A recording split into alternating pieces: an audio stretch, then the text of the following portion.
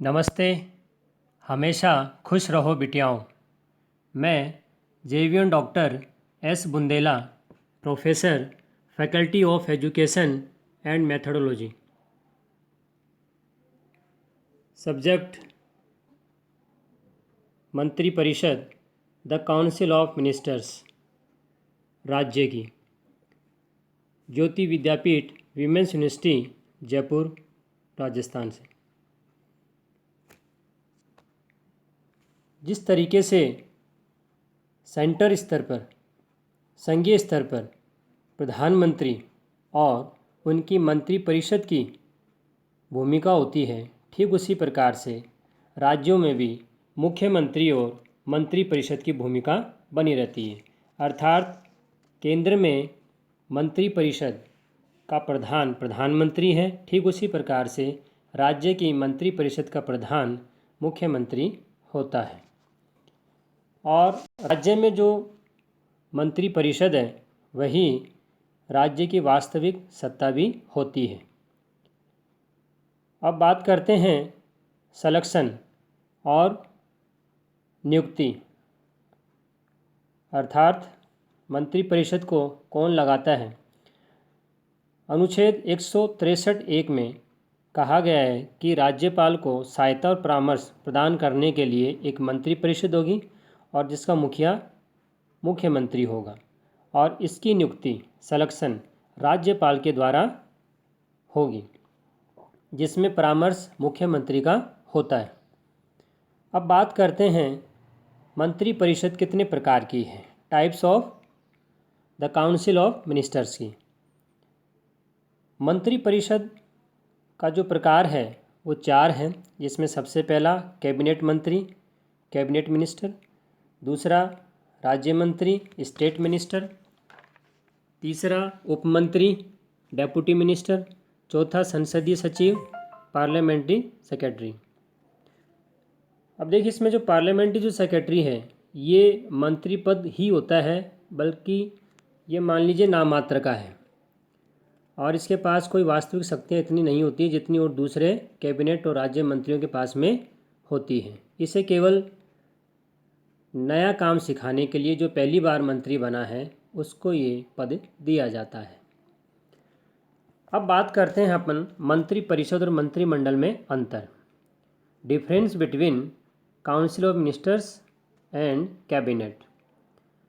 सबसे पहला जो अंतर है उसमें मंत्रिपरिषद का आकार बड़ा होता है जबकि मंत्रिमंडल का आकार छोटा होता है। दूसरा अंतर, मंत्रिपरिषद में कैबिनेट, राज्य, उपमंत्री और संसदीय सचिव स्तर के मंत्री सभी होते हैं, जबकि मंत्रिमंडल में केवल कैबिनेट और स्वतंत्र प्रभार के राज्य मंत्री ही होते हैं। इसके बाद तीसरा अंतर, संपूर्ण मंत्रिमंडल मंत्रिपरिषद का एक भाग होता है जबकि मंत्रिपरिषद मंत्रिमंडल का भाग नहीं है।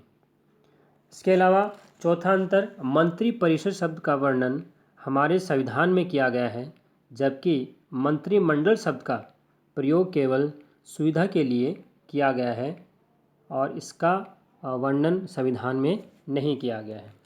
योग्यता की अगर बात करें, क्वालिफ़िकेशंस की बात करें काउंसिल ऑफ मिनिस्टर्स की, तो सबसे पहले वह भारत का नागरिक होना चाहिए। इसके बाद उसने कम से कम 25 वर्ष की उम्र पूरी कर ली हो विधानसभा सदस्य के लिए, और अगर उसे विधानसभा के अलावा विधान परिषद बनना है तो उसके लिए उसे 30 वर्ष की आयु पूरी करनी जरूरी है। इसके अलावा वो लाभ के पद पर भी काम नहीं करना वाला होना चाहिए और कोई वो बीमार भी नहीं हो, और इसके अलावा मुख्यमंत्री का वो चहेता भी होना चाहिए। इसके बाद बात करते हैं अपन शपथ। इन्हें जो शपथ या ओथ जो दिलवाई जाती है वो राज्यपाल के द्वारा दिलवाई जाती है। इसके बाद बात करते हैं पद से मुक्ति वाली बात, पोस्ट सस्पेंशन की बात करें तो ये अपने पद पर काम करते रहेंगे, परंतु अगर मुख्यमंत्री को लगे तो वो राज्यपाल से कहकर इन्हें पद से भी हटवा सकता है। इसके बाद बात करते हैं कार्य और शक्तियों की, फंक्शंस एंड पावर्स की।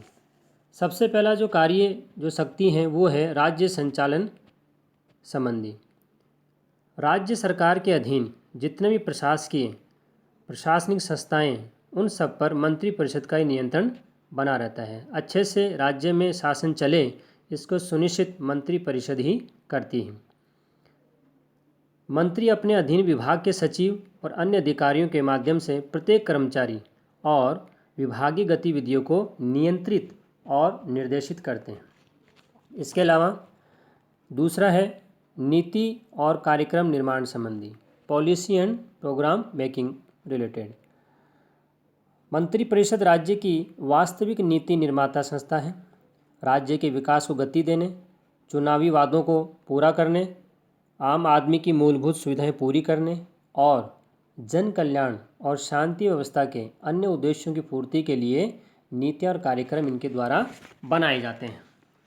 इसके बाद तीसरा लॉ एंड रूल्स मेकिंग, अर्थात विधि और नियम निर्माण संबंधी। संविधान के राज्य सूची में जितने जो भी विषय हैं, उन पर कानून बनाने का कार्य राज्य सरकार अर्थात मंत्रिपरिषद का ही होता है। इसके बाद बात करते हैं अगला बजट संबंधी कार्य, रिलेटेड टू बजट फंक्शन।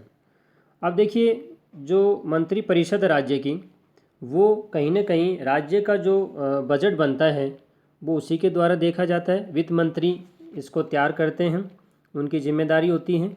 और ये जो रक्त जैसे हमारे शरीर में है, वैसे ही जो पैसा है, वित्त है, वो भी प्रशासन के अंदर काम करता है।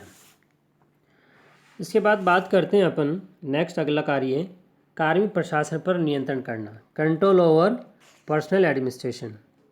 राज्य की मंत्रिपरिषद अपने अधीन आने वाले विभागों के कर्मचारियों की भर्ती, प्रशिक्षण, पदोन्नति, अनुशासनात्मक आदि कार्रवाई यही देखते हैं।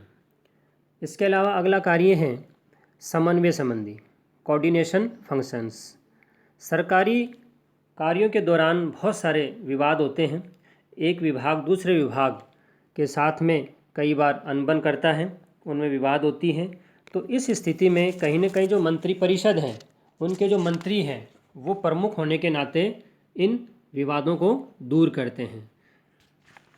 ये जो सेशन है वो डिजिटल वर्जन 2.0 ज्योति विद्यापीठ महिला विश्वविद्यालय जयपुर द्वारा तैयार किया गया है। मैं ये आशा करता हूँ कि आप मेरे डिजिटल सेशन से खुश हुए होंगे। अगर आपकी कोई क्वेरी है तो कमेंट बॉक्स में ज़रूर लिखें, मैं इसे हल करने की ज़रूर कोशिश करूँगा। धन्यवाद।